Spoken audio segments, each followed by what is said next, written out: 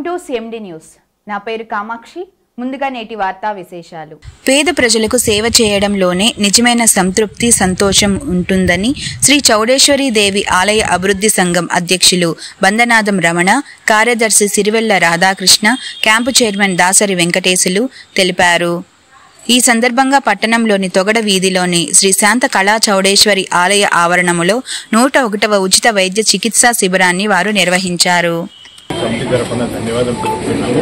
అలాగనే ఈ 101వ క్యాంపుకి మన ధర్మవరం పట్టణం వాస్తవులైన మామిడి శేషప్ప గారు ఉభయదాతగా శిబిరం దాతగా ఉంటున్నారు.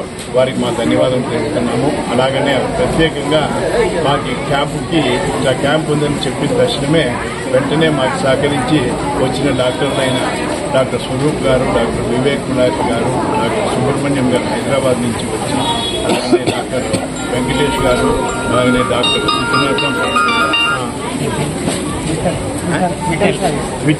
విఠల్ గారు, వీళ్ళందరూ మాకు సహకరించేసి పేదలకు వృద్ధులకి ఉచితంగా వారికి పరీక్ష చేసేసి వారికి కావాల్సిన మందులు ఇవన్నీ మా దేవాలయం తరఫున ఉచితంగా వారికి ముట్టజెప్పుతున్నాము.